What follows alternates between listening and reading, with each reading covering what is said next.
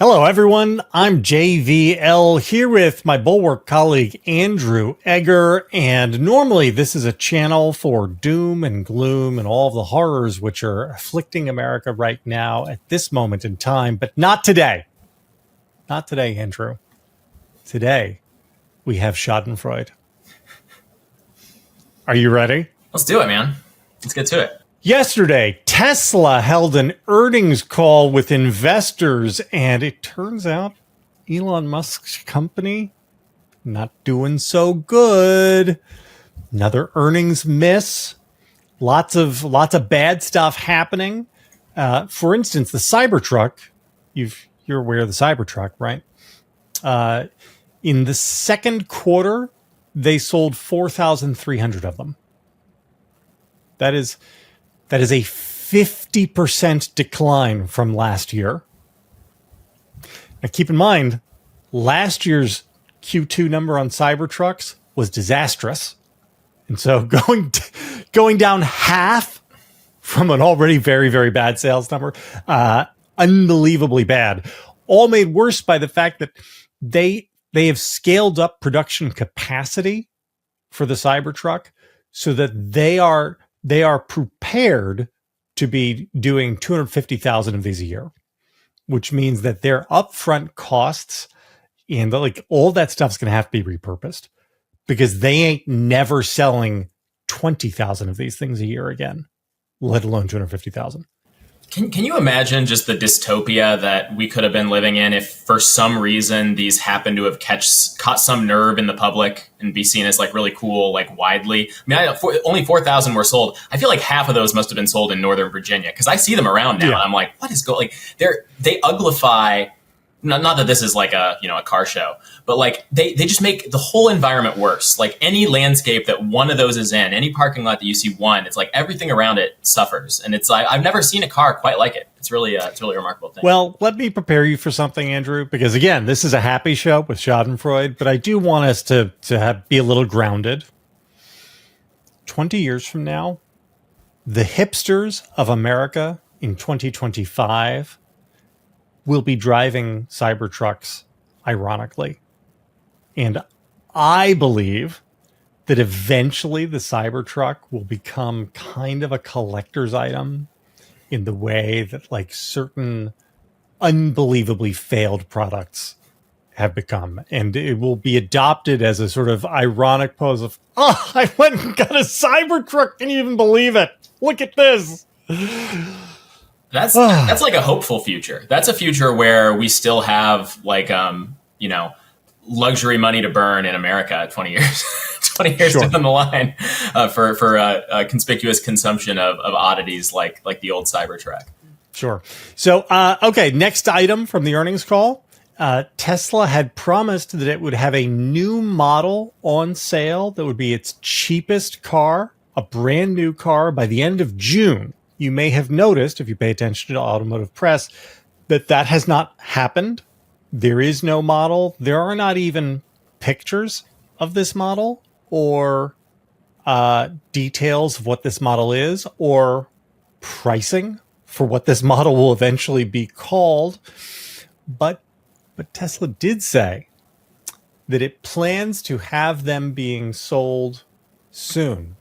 Is this how real car companies operate? Does Toyota say, we are going to have a new subcompact out in June, and then June comes and goes, and nobody, and the Toyota people are just like, yeah, whatever. Huh, you get it when you get it, bitches.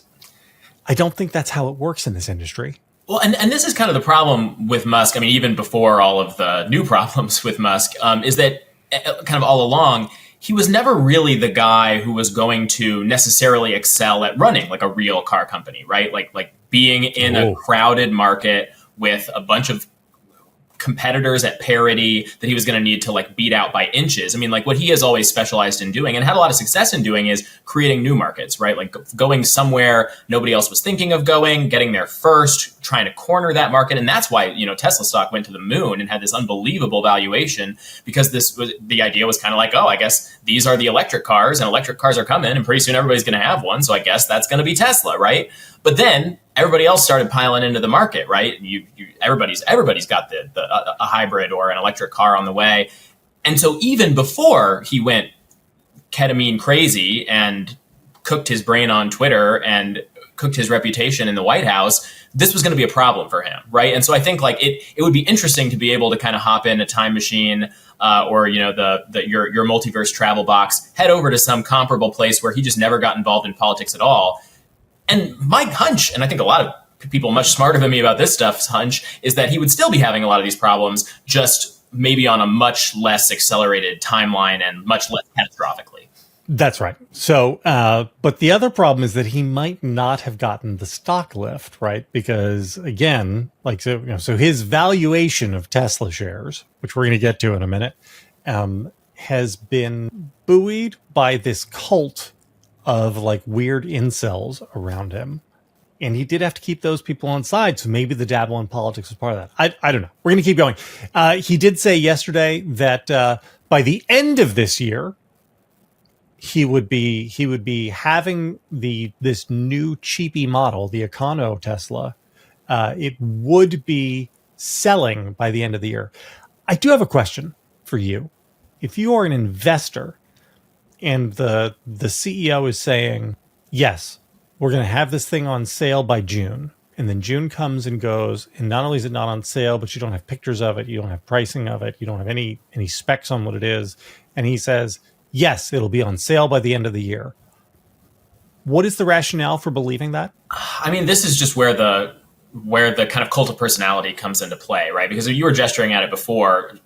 Elon Musk's sort of legion of fanboys are not just fans. They're not just like people who follow him on Twitter. A lot of them are, retail investors who have poured a good amount of money into Tesla themselves. Mm-hmm. It's not just, it's not like he just has to convince Vanguard and BlackRock and whoever else to, big money managers and investment funds that he remains a good bet. He has this kind of like baked in, I don't know what you'd call it, this life raft of people who are bought in on the Elon project. And I don't have a good sense of where those people are. I mean, like most of the suffering that Elon has undergone has been everybody else, right? It's like it was not just those people who were purchasing Teslas back in the day. It was a lot of different kinds of people who were purchasing Teslas. So his problem is with the much broader band of society that has stopped purchasing them at a remarkable speed. But I don't have a good clock on kind of where the median Elon fanboy is on all this stuff. Do you? I mean, are you plugged into that at all? Beats me.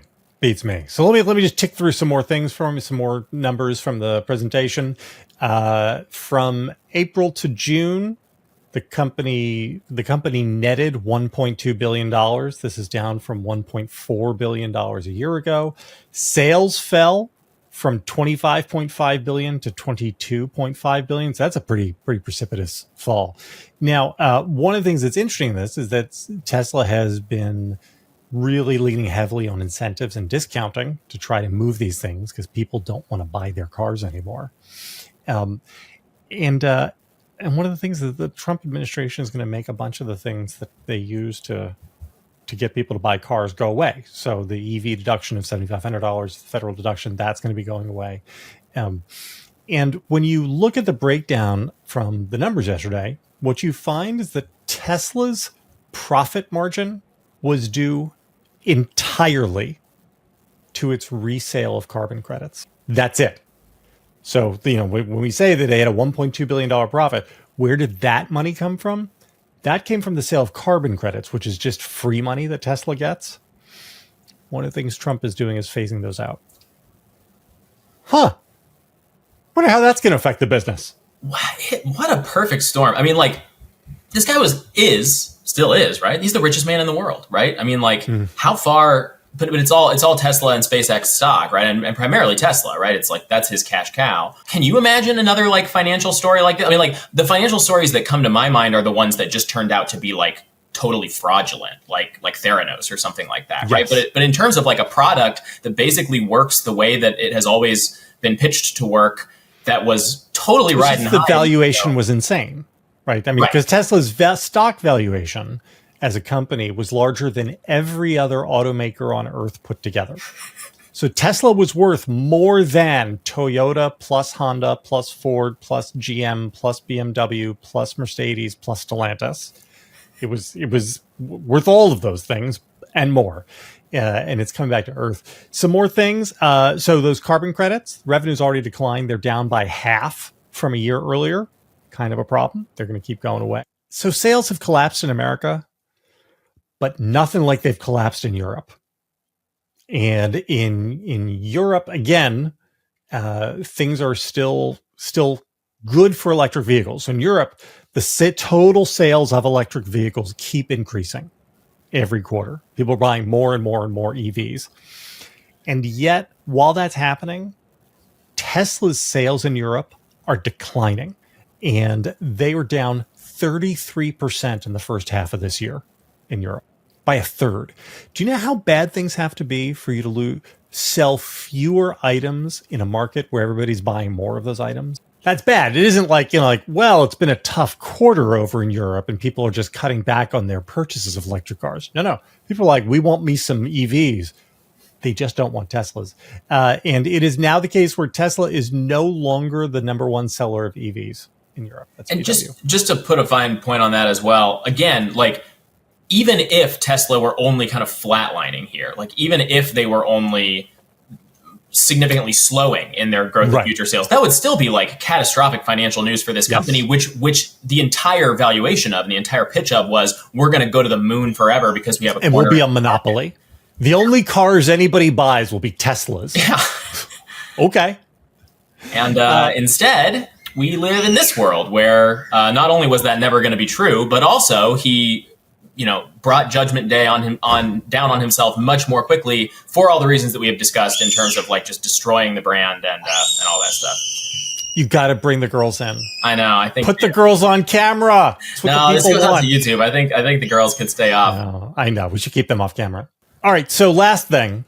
So this is an earnings call in which Musk is just laying out loads and loads of bad news.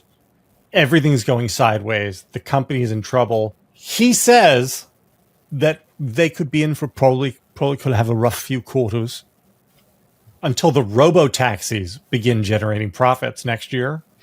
The robo-taxis, which haven't even been proven safe yet. They've got like 10 of them running around in Austin. And anyway, unimportant. But next year, the robo-taxi money, boy, that's going to be making it rain.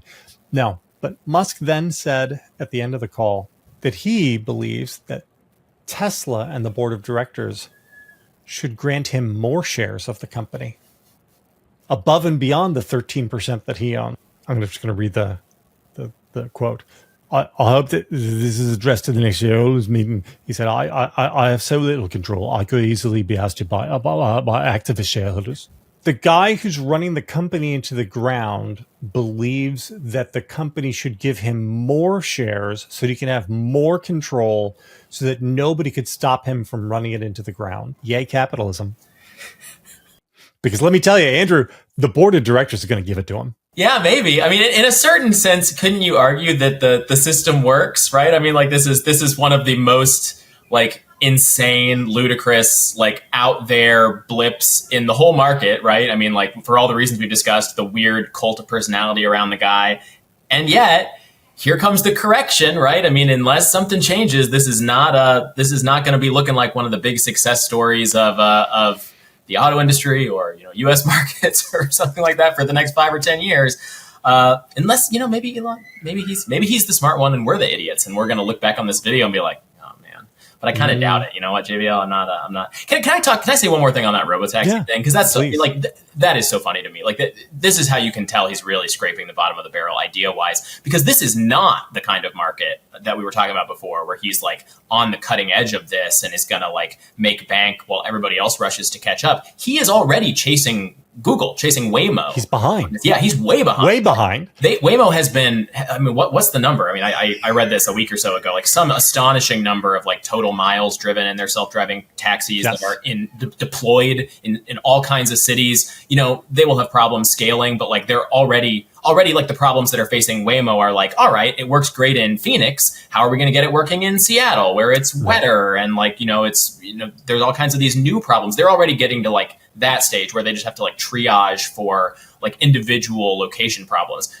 Tesla's, these robotaxis, they don't exist yet. They're not off the ground. Yeah. And over Elon's shoulder, he's not even that far ahead of the other people who are trying to pile into the market. Uber just put in a massive new investment. Uber, which obviously is way ahead of Tesla in the ride-sharing game on its own because of its own whole thing that it's been doing for decades now. So it's just, if he is having to reach for that as like the silver bullet that's going to put all of this right, it is really bad, and he knows it's really bad. Well, don't worry, because once it becomes clear that the robo-taxis aren't going to succeed, everything will be a pivot to XAI, and then it will be the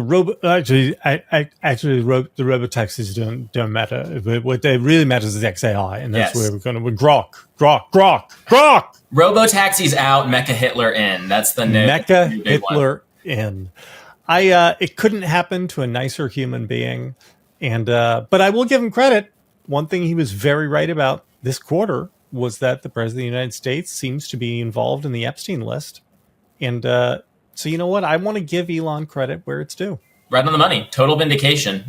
He tweeted that like 2 weeks or something like that after Pam Bondi apparently, according to the Wall Street Journal, told Trump that he was in there. So yeah, I guess maybe he was a fly on the wall for that meeting, and I guess maybe they would have been glad to keep him out. If only the relationship had fallen apart a little sooner, I'm sure Donald Trump is thinking to himself. Good luck, America.